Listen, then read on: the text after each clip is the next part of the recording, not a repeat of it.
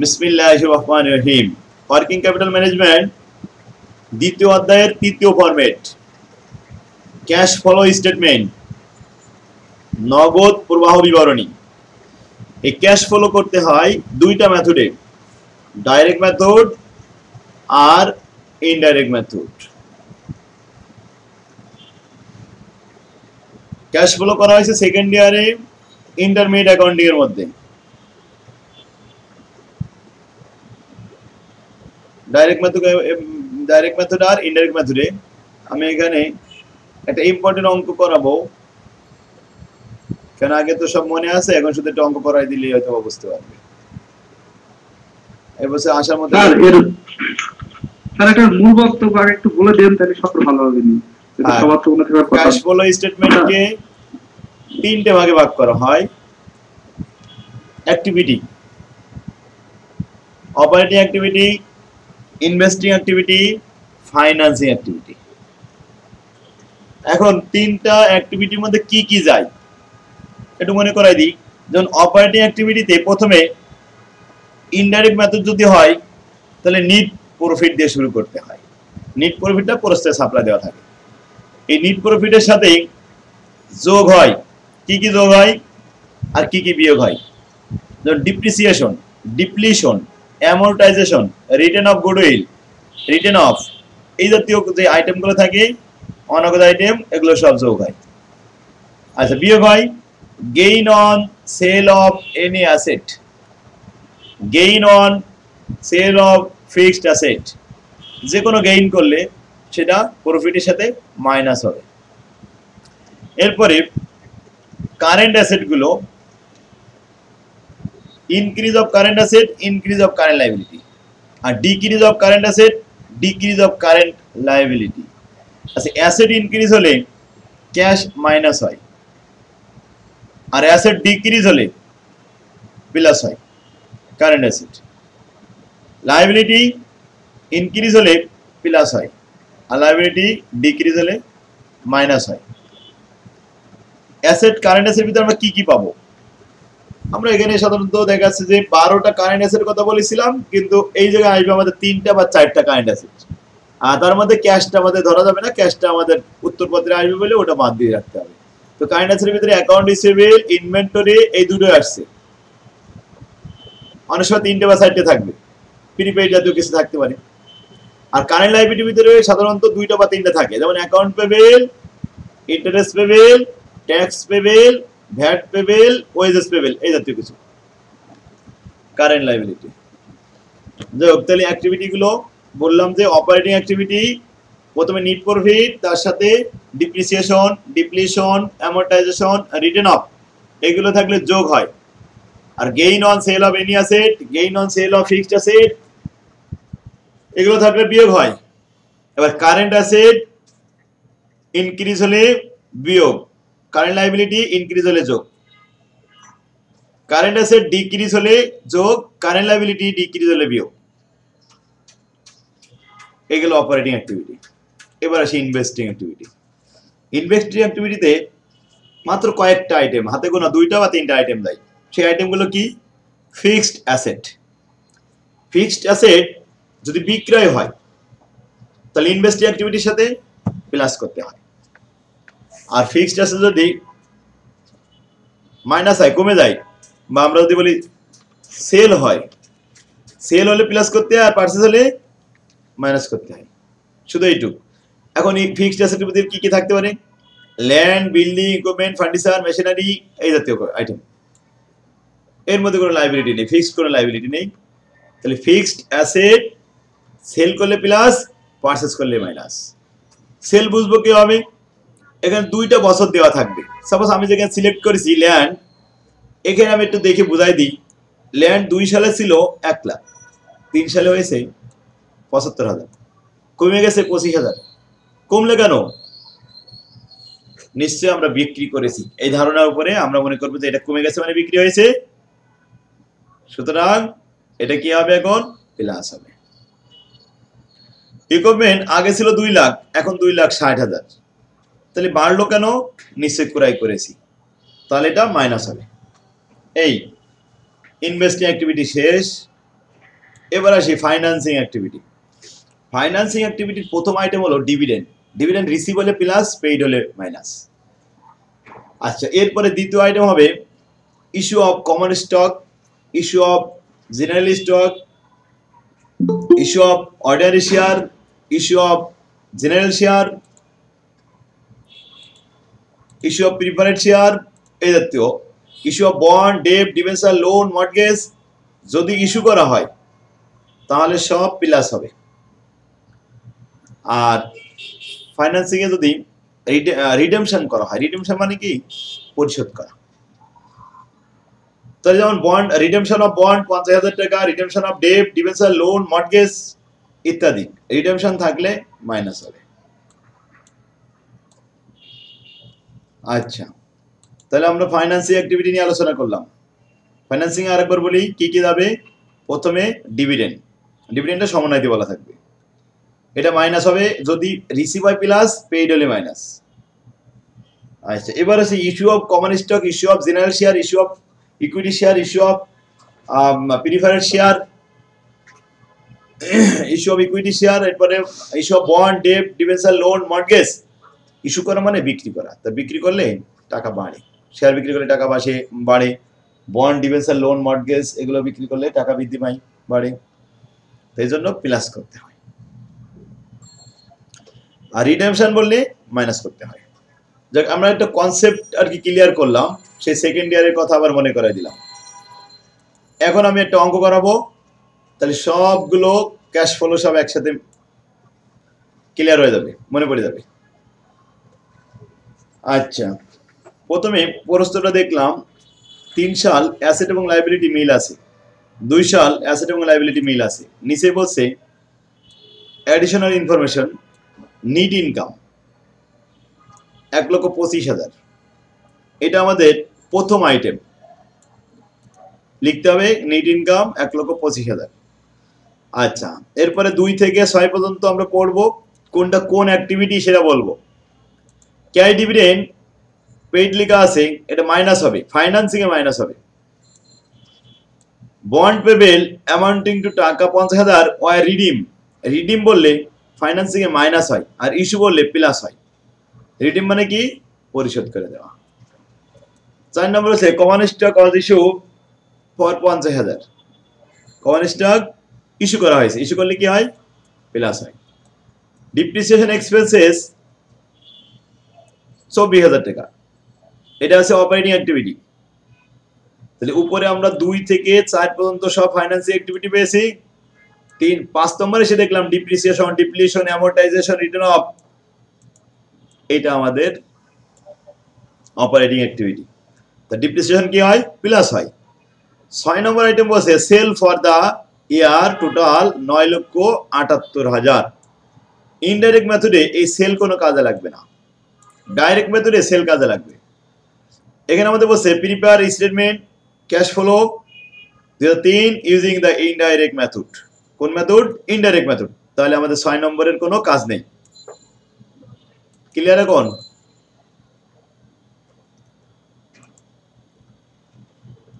এখন আমরা ইনডাইরেক্ট মেথডে ক্যাশ ফ্লো করতে যাচ্ছি। প্রথমেই সমন্বয় দিয়ে শুরু করতে হয়। নিট ইনকাম, উত্তরপত্রের একটা ছক তৈরি করলাম। আচ্ছা, সবাই কি আমার স্ক্রিনে দেখতে পাচ্ছেন? জি স্যার, পাচ্ছি। আচ্ছা, প্রথমে নিট ইনকাম লেখা হলো 1,25,000 টাকা। এর সাথে অপারেটিং অ্যাক্টিভিটি লিখতে হবে, ভেরিয়াস অ্যাডজাস্টমেন্ট অপারেটিং অ্যাক্টিভিটি। প্রথমে ডিপ্রিসিয়েশন পেয়েছি আমরা এই জায়গায় 5 নম্বর আইটেমে 24,000 টাকা। Depreciation, depletion, amortisation, return of এগুলো থাকলে সব প্লাস হয়, তাহলে প্লাস ফিগার 24,000 টাকা। বাস, এই সমন্বয়ের ভিতরে অপারেটিং এর আর কোনো আইটেম নেই। এবার আমরা প্রশ্নে ফিরে আসলাম, মূল প্রশ্নে। এখানে গেইন, লস এই জাতীয় কিছুই নেই, তাহলে কারেন্ট অ্যাসেট দেখা গেল। গেইন আর লস থাকলে সমন্বয়তে বলা থাকতো।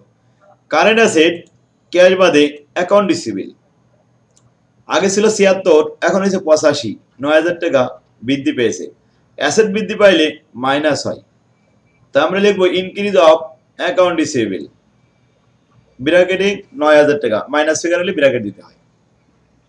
কারেন্ট অ্যাসেট দ্বিতীয়টা দেখলাম ইনভেন্টরি। আগে ছিল 1,89,000, এখন 1,80,000। 9,000 কই গেল? খরচ হয়ে গেছে। তাহলে এই 9,000 টাকা আমাদের মাইনাস, এখন খরচ হয়ে গেছে, মানে কি বললাম, ইনভেন্টরি কমে গেছে, তা ডিক্রিজ হয়ে গেছে। তা ডিক্রিজ অফ ইনভেন্টরি, এটা কি হবে? প্লাস হবে। ডিক্রিজ অফ ইনভেন্টরি প্লাস হয়েছে অপারেটিং অ্যাক্টিভিটি। আচ্ছা, কারেন্ট অ্যাসেট তো আমরা দুইটাই পাইলাম, আর তো পেলাম না। তাহলে আমরা লাইবিলিটি ভিতরে চলে আসবো। কারেন্ট লাইবিলিটি অ্যাকাউন্ট পেবেল আগে ছিল 47,000, এখন 34,000। কমে গেছে না? দায় কমে গেলেই মাইনাস হয়। তাহলে ডিক্রিজ অফ অ্যাকাউন্ট পেবেল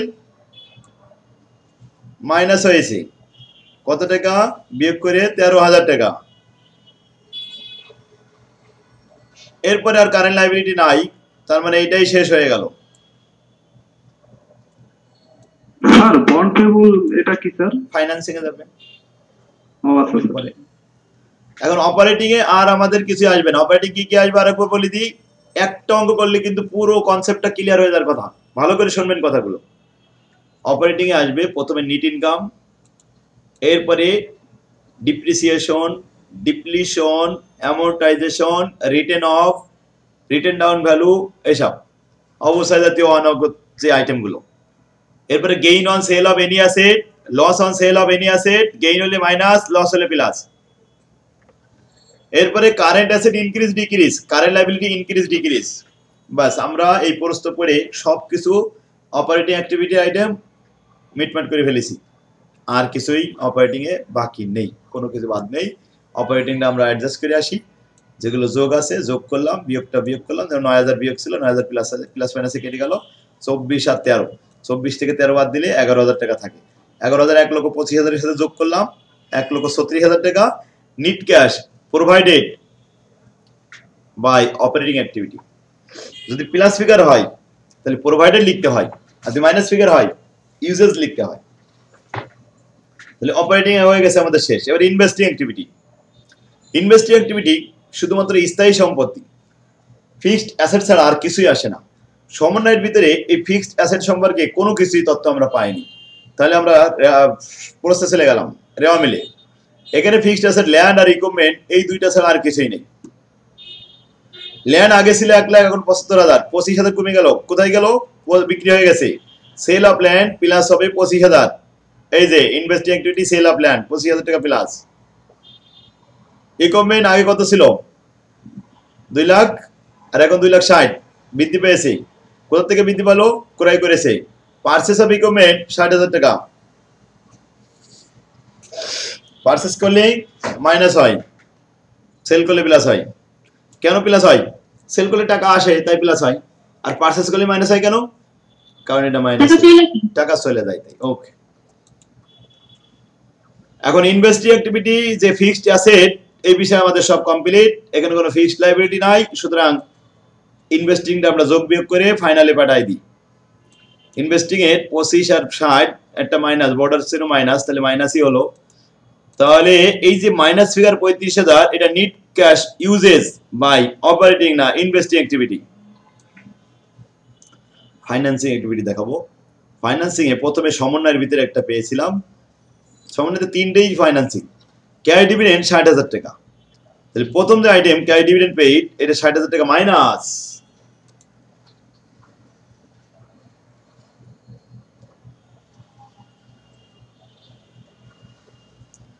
এরপরে আছে 3 number, bond payable amount into টাকা 50,000, আর রিডিম, রিডিম মানে পরিশোধ করেছে, দায় ঋণ পরিশোধ করেছে, তাই দায় কমে গেছে, তো মাইনাস হবে। এখন বন্ডের এই ঘরে আসতে হবে, আগে ছিল 2 লাখ, এখন আছে 1.5 লাখ। কেন? 50,000 পরিশোধ করা হয়েছে তাই।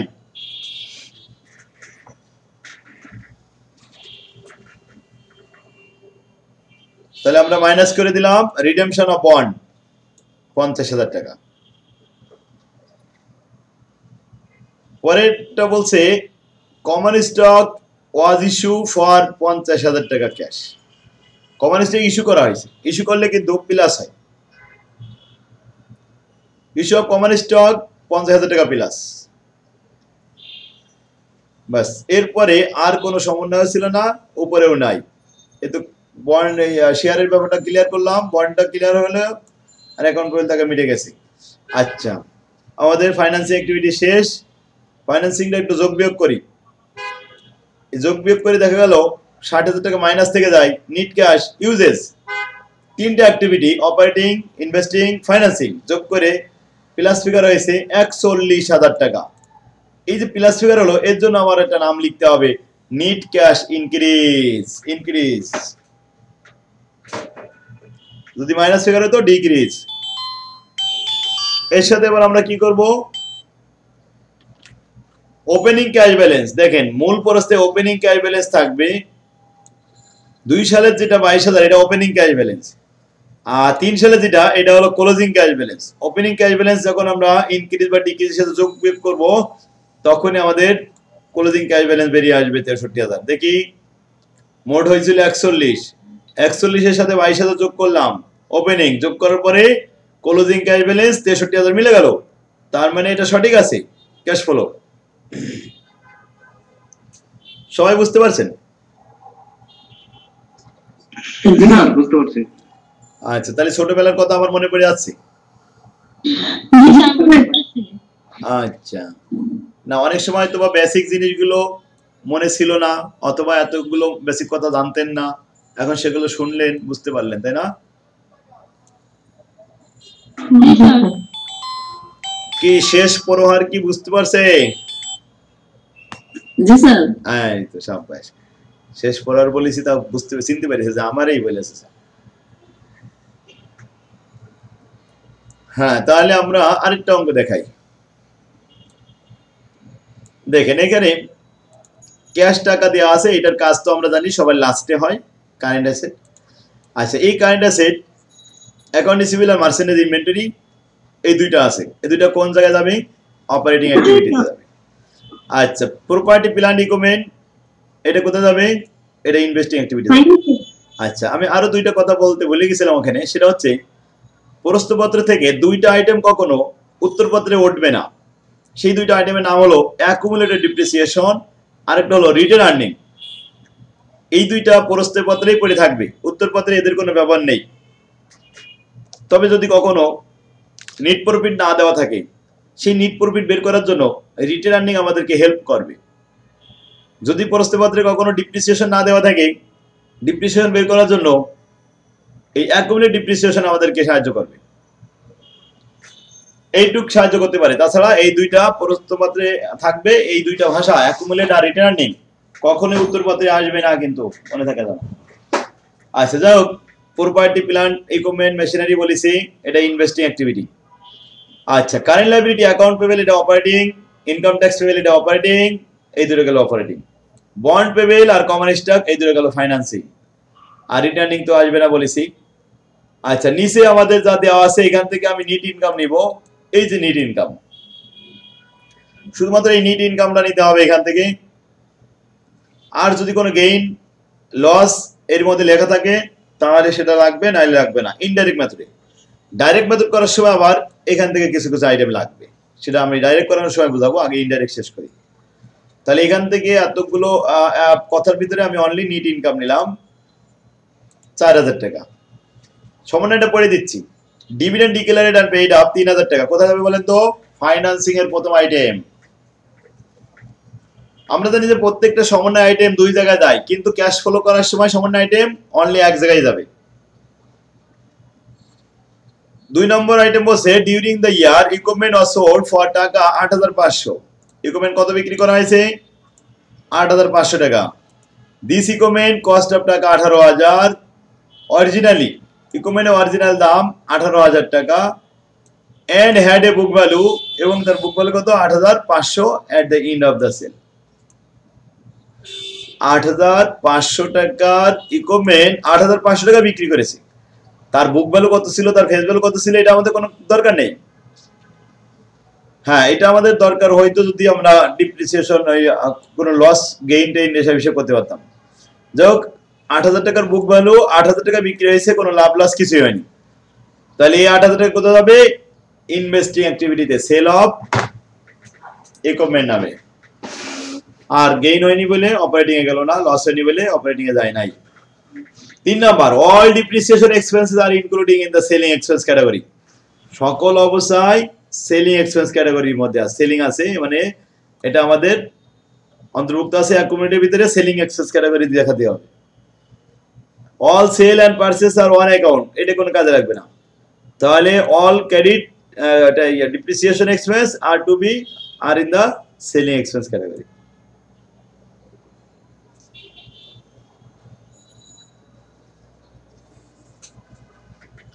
এখন ডিপ্রিসিয়েশন তো নাই, ডিপ্রিসিয়েশন আমরা বের করে দেখাবো। এখানে কিন্তু ডিপ্রিসিয়েশন সরাসরি লিখিনি, সেলিং এর মধ্যে ডিপ্রিসিয়েশন আছে 14,000 এর ভিতরে। এখন কত টাকা ডিপ্রিসিয়েশন আছে ওয়ার্কিং করতে হয়, কেমন ওয়ার্কিং করতে হয় দেখেন। এখানে অ্যাকুমুলেট ছিল 15 সালে 24,000 টাকা। যে সম্পত্তিটা বিক্রি হবে তার অ্যাকুমুলেট মাইনাস করতে হবে। একটা সম্পত্তি বিক্রি হয়েছে 18,000 টাকার সম্পত্তি, যার বুক ভ্যালু এসে দাঁড়াইছিল 8,500। তাহলে 9,500 টাকার অবস্থায় সংগঠিত হয়েছিল, মানে অ্যাকুমুলেট জমা হয়েছিল।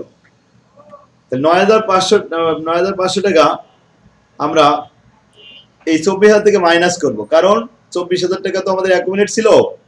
এখান থেকে আমরা মাইনাস করব, বাদ দেব কত টাকা, 9,500। তাহলে আর থাকবে কত, ওয়ার্কিং এ দেখাচ্ছে, একটু খেয়াল করেন নিচে দিকে। এই যে 24,000, 9,500 বাদ দিলাম, থাকলো 14,500। এই 14,500 টাকা আমাদের থাকার কথা অ্যাকুমুলেটে, কিন্তু অ্যাকুমুলেট আছে 20,000। কই সত্তর, এই যে অ্যাকুমুলেট আছে কত টাকা, 20,000 টাকা। 14,500 আর 20,000 ডিফারেন্স কত,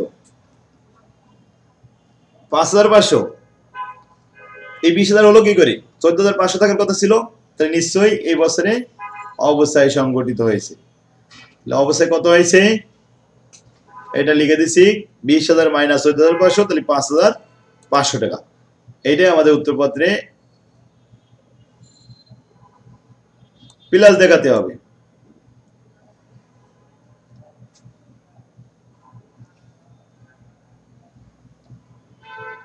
ক্লিয়ার এখন? এবার increase of account receivable, increase of inventory, এগুলো ডিক্রিজ ইনক্রিজ এগুলো তো পারা যাবে নাকি, পারবে না? এই অঙ্কে ডিপ্রিসিয়েশনের সমস্যা ছিল, ডিপ্রিসিয়েশনটা বোঝাই দিলাম।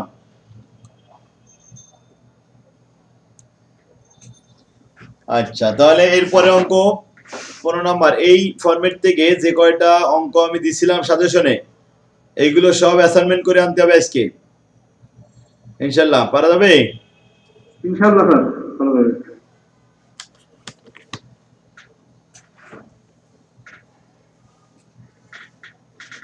স্যার বই যেগুলো আছে ওইগুলা? হ্যাঁ, বইতে যতগুলো আছে সব, বইয়ের শুরুতে একটা সাজেশন দেওয়া আছে, ওই সাজেশনে লেখা আছে 3 নম্বর ফরম্যাটের এই অঙ্কগুলো করতে হবে।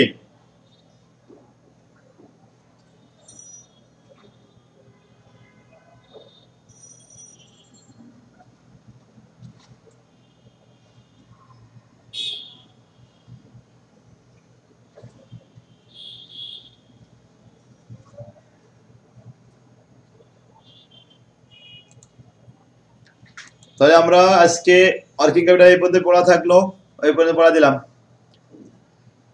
আর এরপরে ক্যাশ ফ্লোর পরে আর আছে কি, ওয়ার্কিং ক্যাপিটাল ক্যাশ ফ্লো তো অনেকগুলো দিছি মনে হচ্ছে, আর নেই, এইটাই শেষ ফরম্যাট। ক্যাশ ফ্লো হয়ে গেলে আমাদের 2 নম্বরটা শেষ হয়ে যাবে, তারপর 3 এ চলে যাব।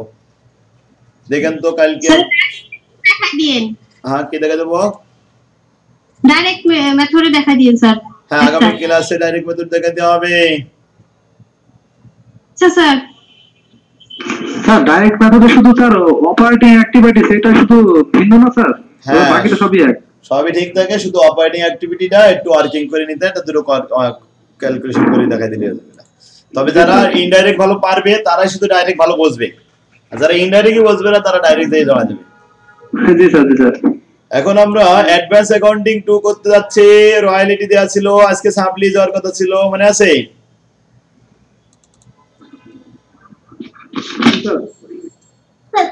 স্যার আমার ফরম্যাট 1 এর মধ্যে স্যার একটা প্রবলেম আছে স্যার। নাম্বার কত বলেন? Sir 5 number. হ্যাঁ, তো একটু অ্যানালাইসিসটা বুঝে নিন শর্ট অবশ্যই ওয়ার্কে। বলবো।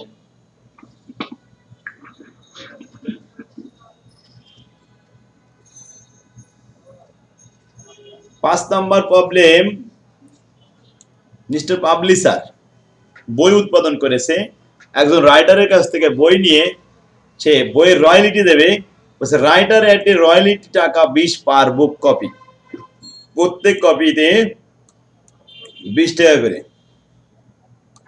The minimum rent was fixed 30,000 টাকা পার ইয়ার, প্রতি বছরে। It was agree that short working of the any year could be recouped within the 2 year immediately following the year. কয়দিন বলেছে, কয় মাস, কয় বছর? 2 বছর বলেছে। যদি শর্ট ওয়ার্কিং হয় অনলি 2 বছরের বেশি সময় দিতে পারবে না, পরবর্তী 2 বছর, থার্ড ইয়ার পর্যন্ত যাবে। ক্লিয়ার? এটা বুঝতে পারছেন? বলছে in which short working accrued, যদি এখানে শর্ট ওয়ার্কিং হয়ে থাকে তাহলে 2 বছর পর্যন্ত রিকুপ করার ক্ষমতা পাবে। The number of copy sold during the 5 years, বিগত 5 বছরে কেমন হয়েছিল? ফার্স্ট ইয়ার 1000 বুক, সেকেন্ড ইয়ার 1400 বুক, থার্ড ইয়ার 1800, ফোর্থ ইয়ার 300, এরপরে fifth year 1200 book. Show the royalty account, short working account and the writer account in the books of the publisher for 5 years. 5 বছরের জন্য এখানে আমাদের পাবলিশারের বইতে 3টি ওয়ার্কিং করতে হবে। প্রথমে রয়্যালিটি অ্যাকাউন্ট করতে হবে, তারপর শর্ট ওয়ার্কিং, তারপরে ল্যান্ডলর্ড। পাবলিশার এখানে, এই রাইটার এখানে ল্যান্ডলর্ড, মালিক পক্ষ। যাক, অ্যানালাইসিসে আপনার সমস্যা হয়েছে, অ্যানালাইসিসটা আমরা দেখাবো। মিনিমাম 30,000 টাকা দেওয়ার কথা। এখন আসে আউটপুট যা হয়েছে এগুলো নিয়ে আমরা অ্যানালাইসিসে ঢুকলাম। ইয়ার 5টা, 5 বছরে আউটপুট হয়েছে 1000, 1400, 1800, 3000 এবং 1200। রেটগুলো দেওয়া আছে, গুণ করে অ্যাকচুয়াল রয়্যালিটি পেয়ে গেছি। এখন মিনিমামটা সবার জন্য সমান।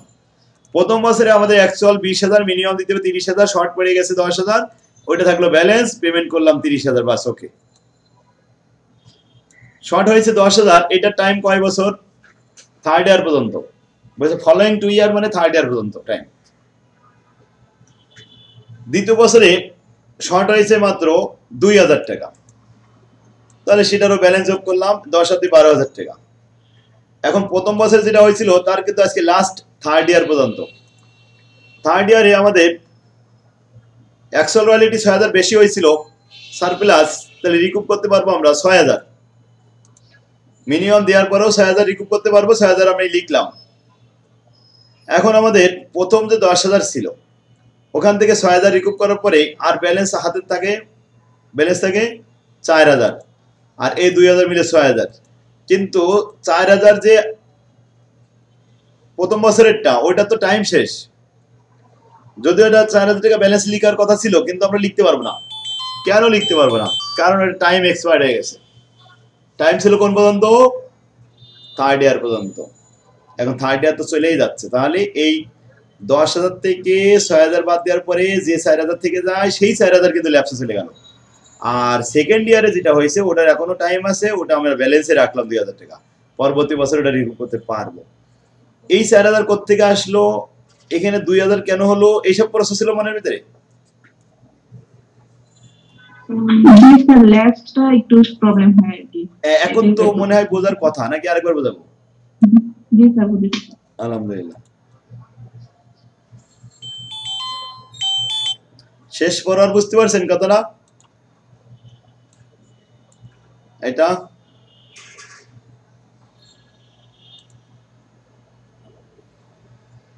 4 নম্বর। 17 বছরে এখন আমাদের তো যথেষ্ট পরিমাণ সারপ্লাস আছে পরিশোধ করার মতো।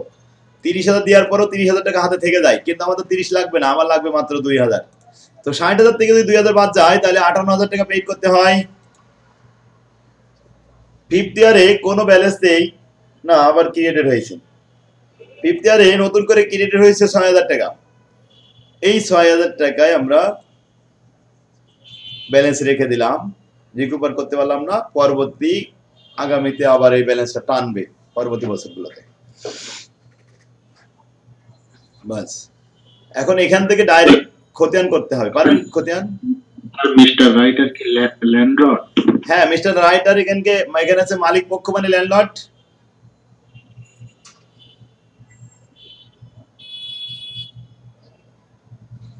বুঝতে পারছে? জি স্যার।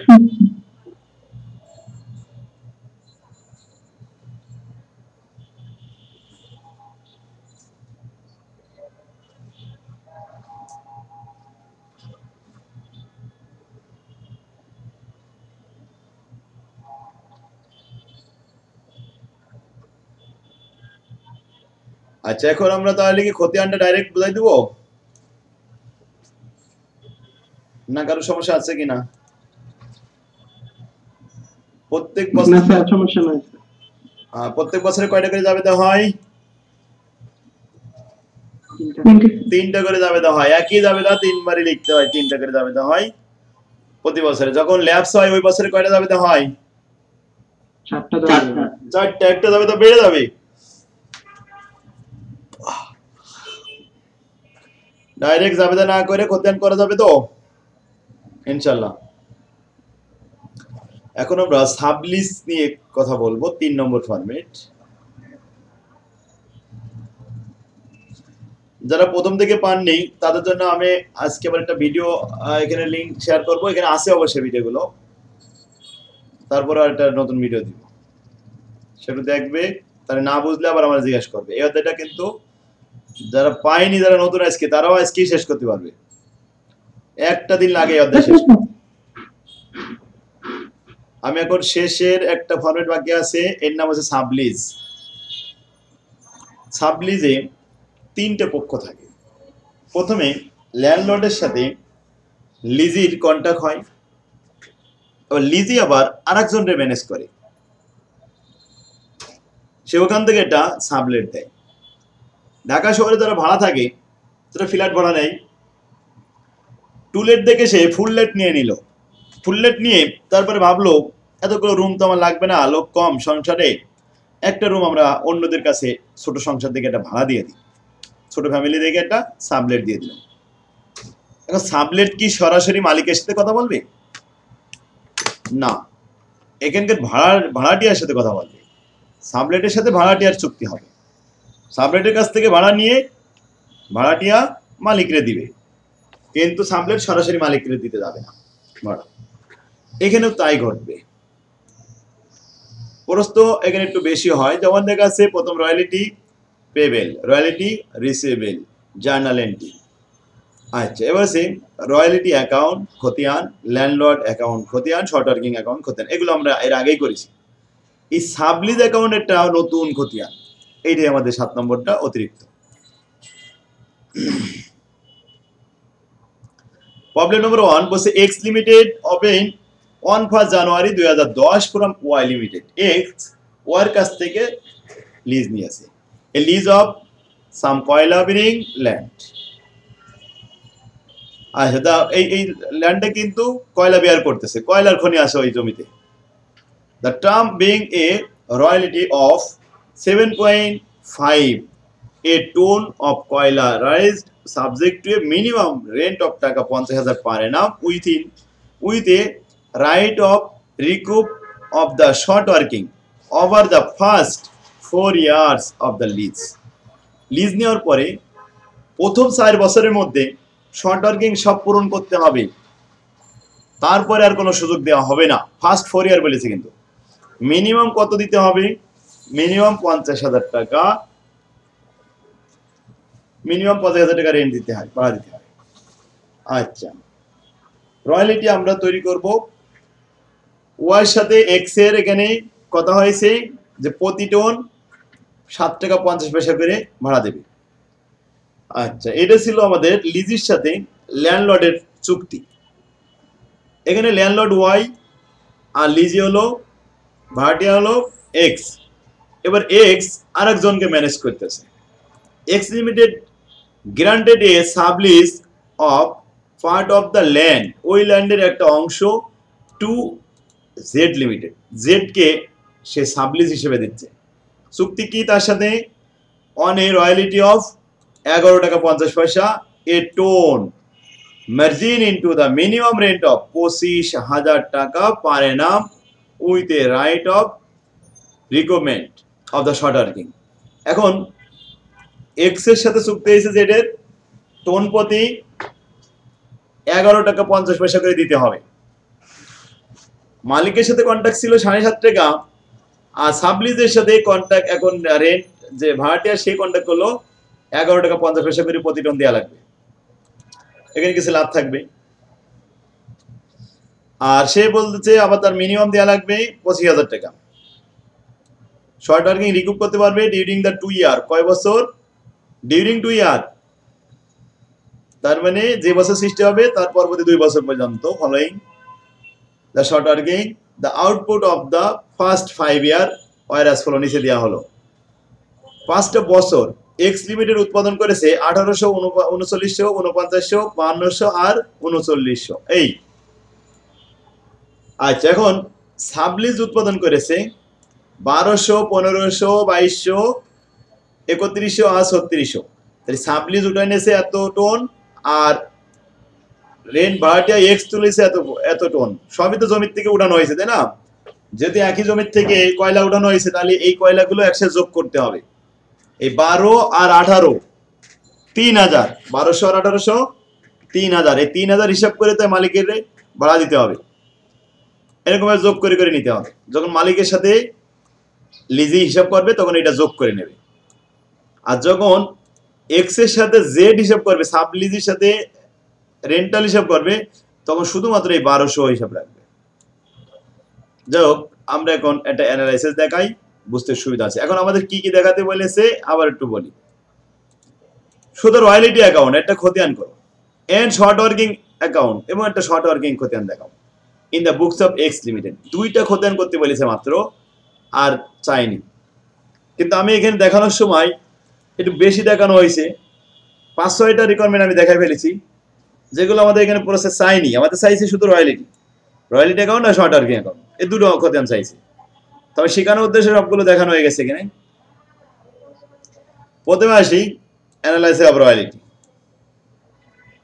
অ্যানালাইসিস এর ভিতরে 5টা বছর লেখা হলো, আউটপুট সব লিখে দেওয়া হলো, এই রেটগুলো লিখে দেওয়া 7.5 টাকা করে।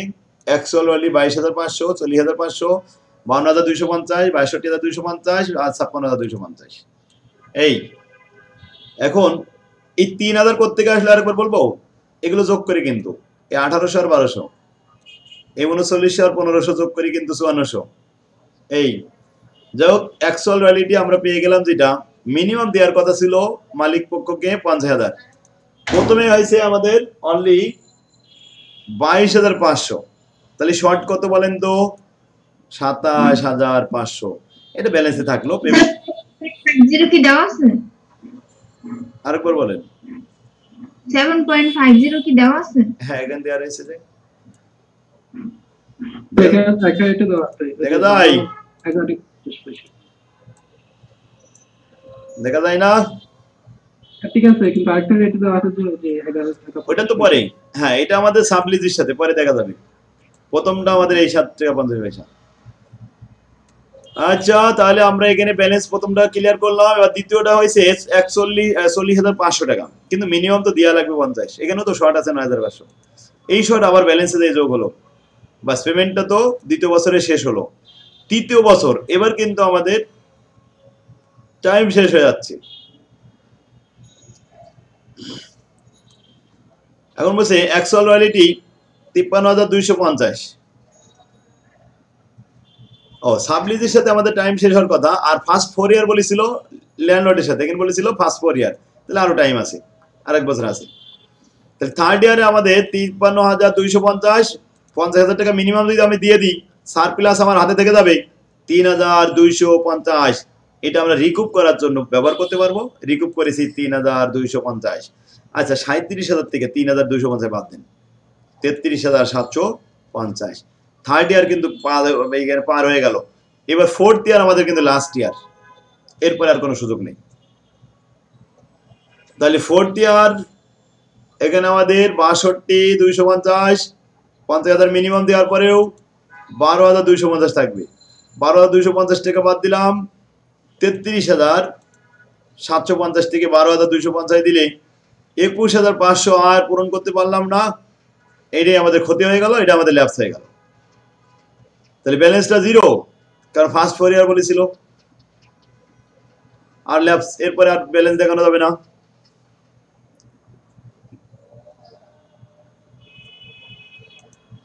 লাস্ট 14 সালে 56,250, 50,000 তো মিনিমাম দেওয়া লাগবে, ম্যাক্সিমাম তো 50 এর বেশি হয়েছে, আর কোনো ব্যালেন্সও নাই, সরাসরি 56,250 চলে গেল।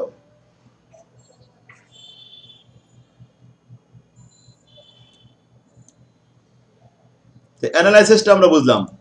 অ্যানালাইসিস রয়্যালিটি রিসিভেবল, এই অ্যানালাইসিসটা আমাদের করতে বলা হয়নি, তারপর আমি করে দিচ্ছি সাবলিজের সাথে যেটা হয়েছে, এটা দেখা দেব। সাবলিজের সাথে আমাদের যে লেনদেনটা হয় সেটা আমরা ভাড়াটিয়া হিসেবে আমাদের এটা ইনকাম। তো 1200, 1500, 2200, 3100 এবং 3600 রেটটা ছিল কিন্তু 11 টাকা 50 পয়সা করে। অ্যাকচুয়াল রয়্যালিটি চলে আসলো, তার সাথে কন্ট্রাক্ট 25,000 টাকা মিনিমাম দেওয়াই লাগবে। আর প্রথম 2 বছরের মধ্যে যদি তুমি পূরণ না করতে পারে তাহলে আর এটা ল্যাপস হয়ে যাবে। ডিউরিং 2 ইয়ার বলেছে, তাহলে প্রথম 25,000 টাকা পেইড করার সময় আমাদের এখানে ঘাটতি এসে কত টাকা, 13,800 বাদ দিয়ে দিলাম 11,200।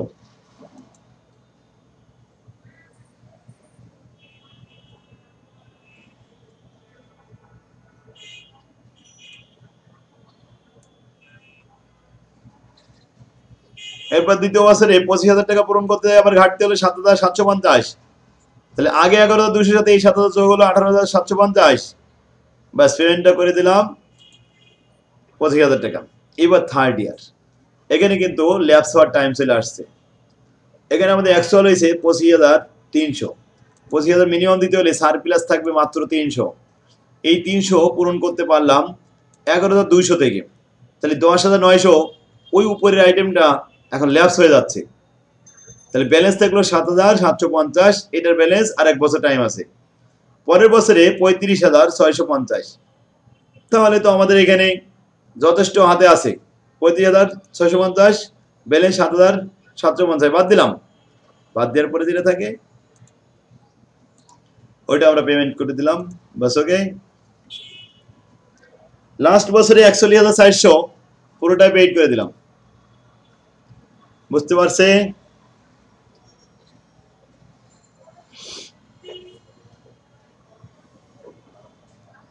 তাহলে আমাদের অ্যানালাইসিস হলো রিসিভেবল সাবলিজের সাথে। এর রয়্যালিটি এক্সপেন্স যে খতিয়ান, এই খতিয়ানটা একটু বুঝাই। খতিয়ানটা করতে হবে এই ছক দেখে। প্রথম যে ছক, অ্যাকচুয়াল রয়্যালিটি হয়েছে কত, 22,500, তারপরে 40,500, এরপরে 53,250। এক একটা বছর করে আমরা খতিয়ান দেখাবো। প্রথম বছর রয়্যালিটি ডেবিট 22,500, আর প্রোডাকশন নামে ক্রেডিট পয়সা চলে যাবে রয়্যালিটি ক্রেডিট 22,500। কিন্তু কথা আছে, 22,500 তো লিখলাম, এই 22,500 ভিতরে আমি একটু বলি, এখানে 3,000 কি ল্যান্ড মানে লিজি উৎপাদন করেছিল নাকি 1800 আর 1200 আলাদা ছিল? 1800 আর 1200 হ্যাঁ, তাহলে এই 1200-র মধ্যে যেটা 11 টাকা 50 পয়সা করে ধরা হয়েছিল, ওখানে তো আমাদের একটা লাভ আছে, তাই না? ওই লাভটা একটু দেখাতে হবে। 1200 ইন্টু এখন 7 টাকা 50 পয়সা বাদ দিলে 4 টাকা লাভ থাকে, 5 টাকা 5,000 লাভ, সে লাভটা এখানে দেখাচ্ছি।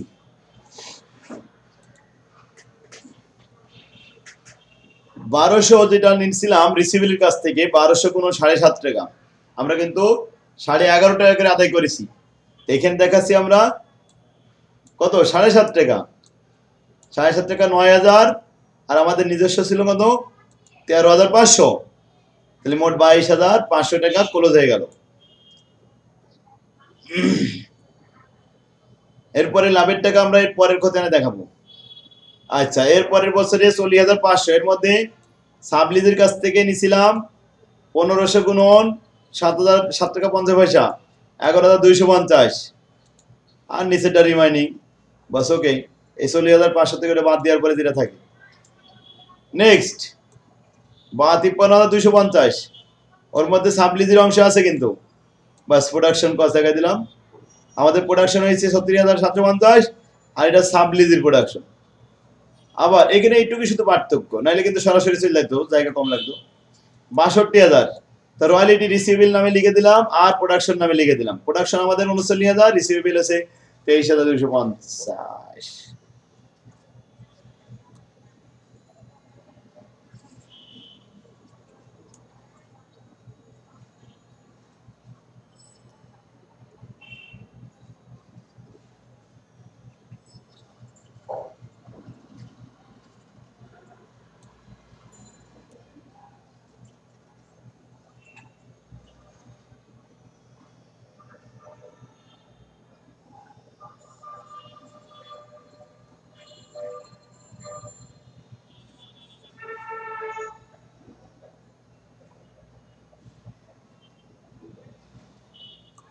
এরপরে আসে আমরা in the books of the x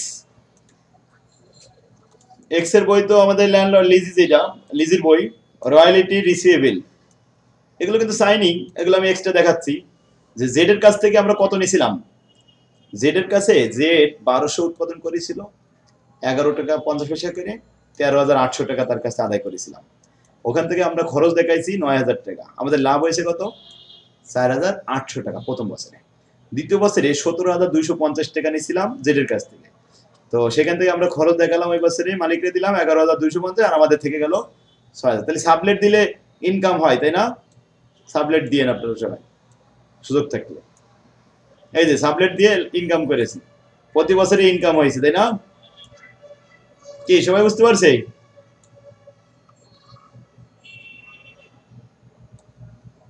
নেই নাকি সবাই শর্ট ওয়ার্কিং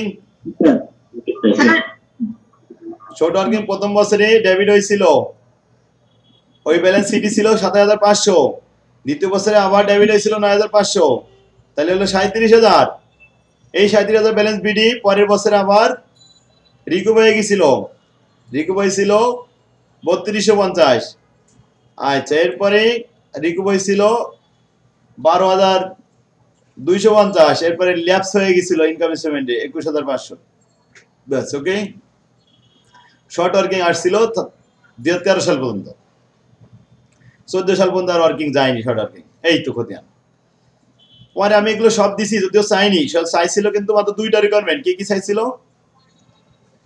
শুধু বলছে রয়্যালিটি অ্যাকাউন্ট খতিয়ান দেখাও আর শর্ট ওয়ার্কিং এর একটা খতিয়ান দেখাও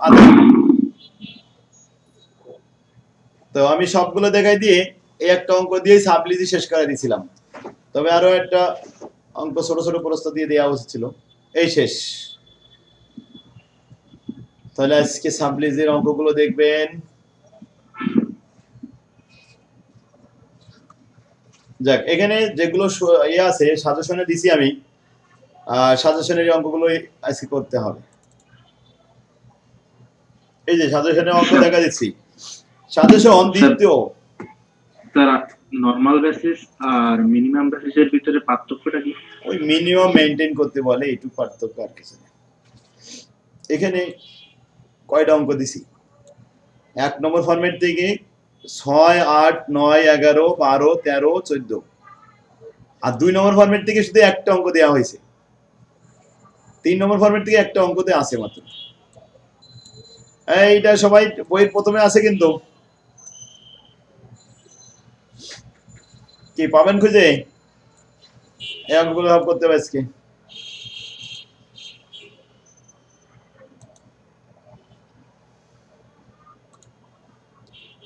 স্যার সবগুলা করবো নাকি শুধু আজকে ফরম্যাটের ওই একটাই ফরম্যাট